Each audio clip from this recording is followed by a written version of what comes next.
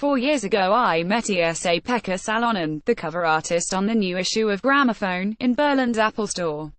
The conductor, composer and IDIDNT just happened to bump into each other while simultaneously browsing for new iPads, I hasten to add.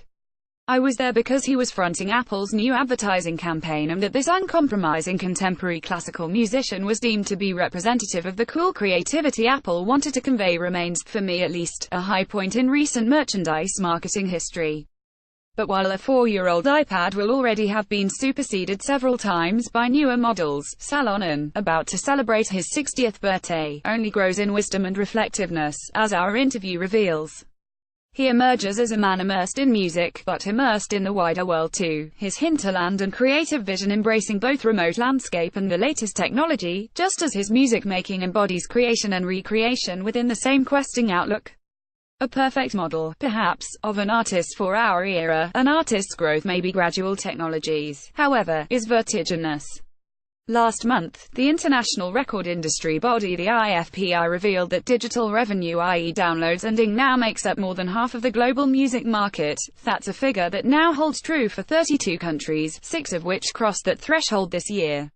The figure was boosted by a staggering 41% increase in income from ing last year. Physical revenue declined by 5%, though vinyl continued to grow, and now makes up 3.7% of total income. These trends are important for a number of reasons. To start with, lurking and here is some good news. For many years now we've heard of the decline of the record industry, but at least now it's beginning to see some growth again. Closer to Gramophone's home, the UK record industry body the BPI reported that similar growth in ing led to an overall increase of 10.7% in revenue last year, the biggest increase for 2 decades. As this is for all genres of course, I took some classical specific soundings, and some labels I talked to revealed that digital revenue is now a very meaningful part of their business. The challenges, however, remain very real, and these overall figures hide a great disparity in terms of what individual recordings might achieve in terms of sales. And it's some relief to hear that classical CD sales remain, for now, more resilient than in some other genres. Income is one thing, but if the aim of those of us who love classical music is for it to be heard by, and to enrich the lives of, as many people as possible, then there's something else worth noting. Labels report that their music is being aired, in significant numbers, in countries to which their CDs were simply never shipped. The web breaks down barriers.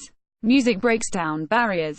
We initially talked of ing's advantage as being convenience, then about bridging borders between genres, but perhaps the true power of the ing revolution to transform classical music is only now beginning to reveal itself, in a world in which remote landscape and modern technology meet in more minds than just Esa-Pekka Salonen's. Martin Cullingford at markelenggroup.com. Martin Cullingford is the editor and publisher of Gramophone.